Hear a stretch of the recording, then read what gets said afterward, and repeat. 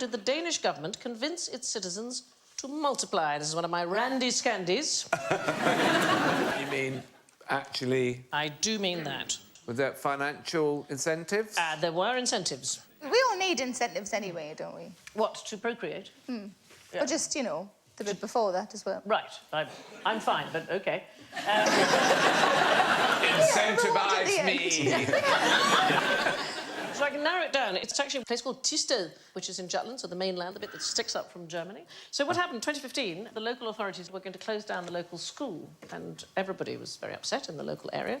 So they struck a deal that the people would procreate as much as possible if they kept the school and the leisure facilities open. Nothing says, I'm bringing sexy back like a council memo. Did they all do it? Did they all have to have kids? Well, as many as possible, so they were encouraged to have kids. I have to say, it's a lovely place, Thisted. Not a lot to do. Number 3 on their own website of things to do in the area is visit the candle shop. Sexy candles for around the bath. Yeah. There's been lots of times before. Britain has had its own panics about falling populations because of the war and contraception and so on. So in 1921, the Daily Express ran a competition to find Britain's largest family. And the News of the World offered a free tea tray to any mother. Any mother who gave birth to her 10th child. Don't want your bloody tea tray, I'll take your head off with it. And the French still give medals for having large families. That's still a thing, the Médaille de la Famille Française. How many kids for bronze, what do you reckon? 6. 4 to 5. Silver, you get 6 to 7. Gold, 8+.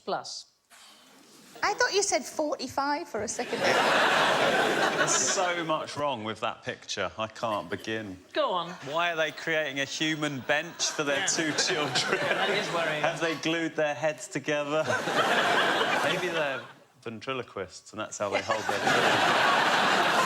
Just used to holding people like that.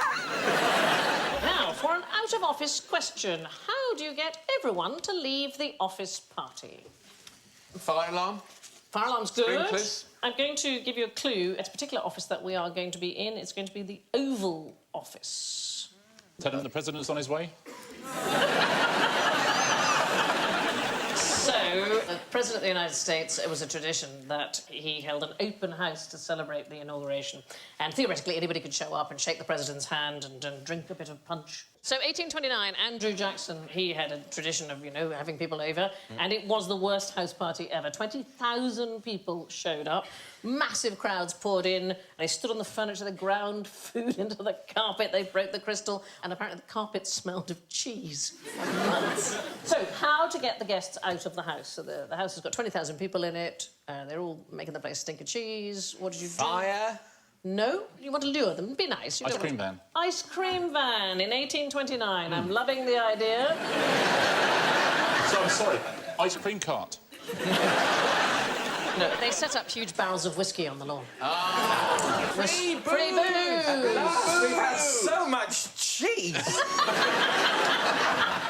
But he didn't learn, Jackson. So 1837, he's done 8 years in office, and he leaves office, and he's been given as a gift this massive half-ton wheel of cheese by a farmer.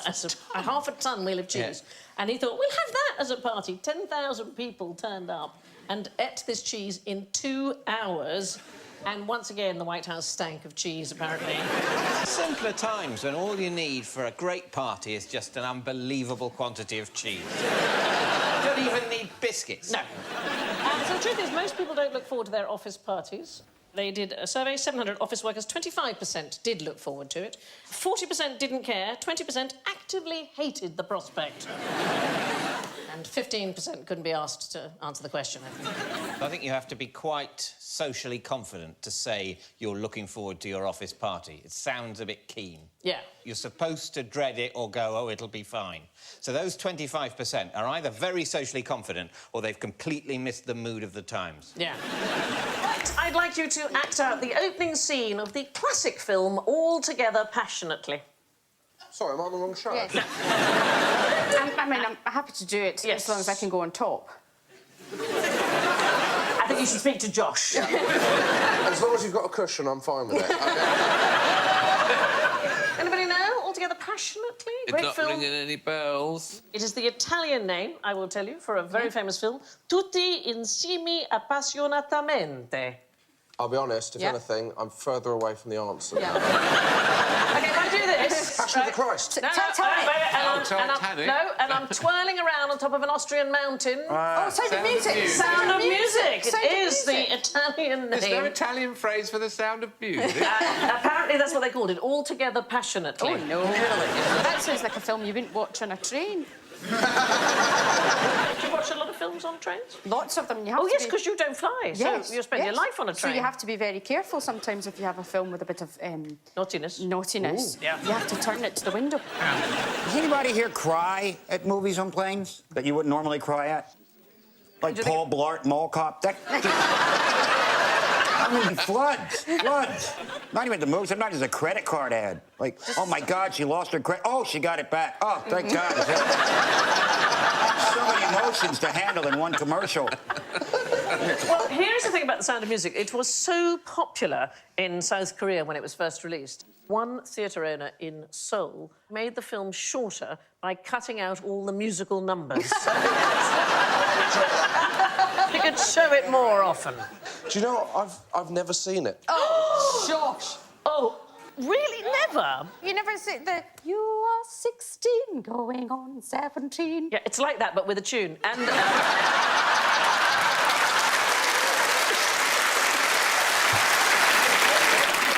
Do you know, I was once lucky enough to meet Julie Andrews. It's the only wow. time in my entire life I've been completely speechless. Because she wouldn't shut up. She just kept asking me what my favourite things were. It's very annoying. I'm not laughing, I don't know. Do you like him tied up with string? I bet you do, girl. I bet you do. What's a deer? What's a female deer? Come on, leave me alone. I'll get the puppets out. Do you want to see the goat herd? It wasn't me singing. Maria, I'll be back with you. On Maria. What's up, Julie? God.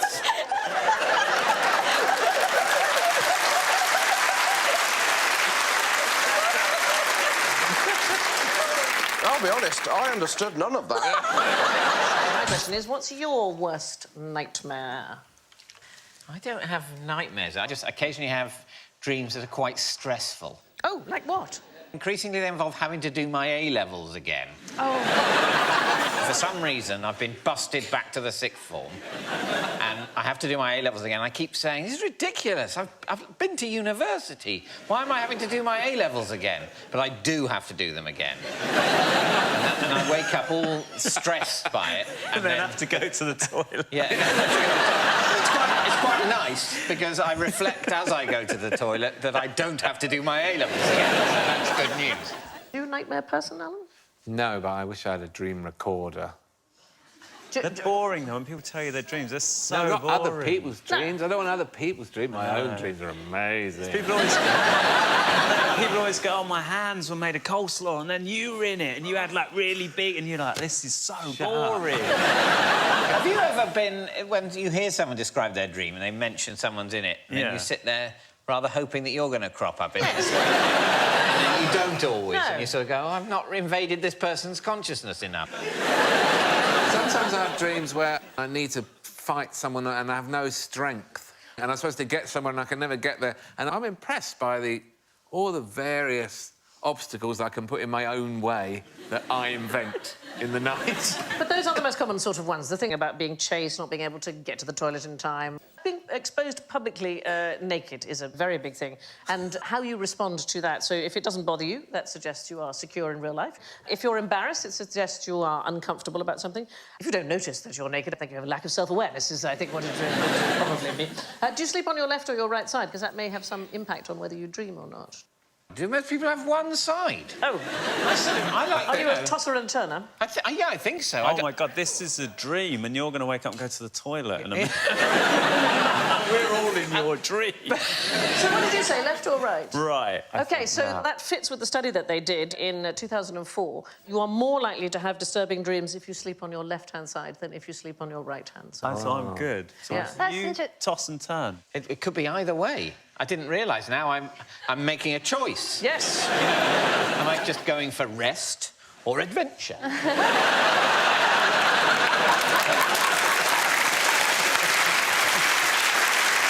What side does your wife sleep on? I'm not aware of her having a preference for one side So or the other. you have one side of the bed, right?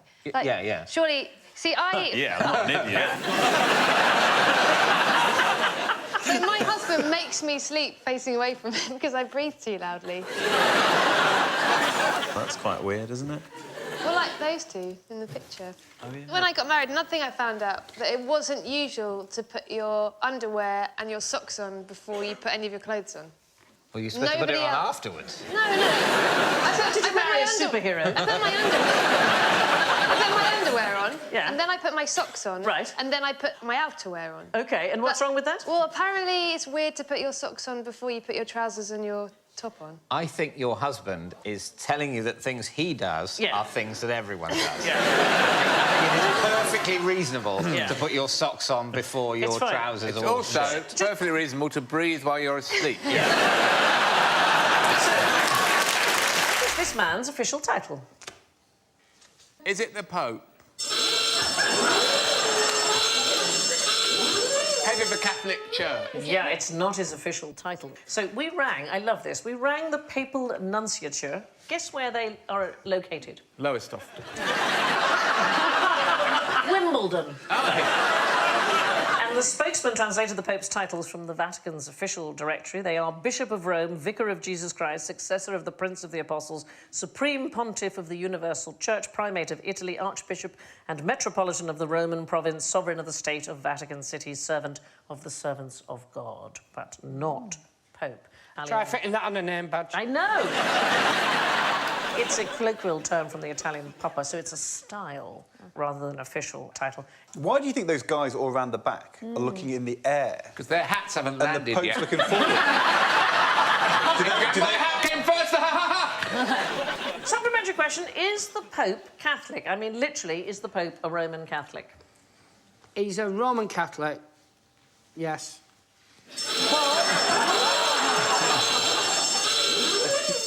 Because the Pope, that is, this man, is not called the Pope, then he is a Roman Catholic. This one is a Roman Catholic, but the actual Pope is the Pope of the Coptic Orthodox Church of Alexandria, and his official title is Pope of Alexandria and Patriarch of all Africa on the Holy See of St. Mark the Apostle. So he is definitely the Pope, but he isn't a Catholic. He's the Pope of the Coptic Orthodox Church. So the Pope, the man whose actual title is the Pope, isn't a Catholic. The Pope isn't officially called the Pope, and the man who actually is the Pope isn't a Catholic. Clear? Yeah.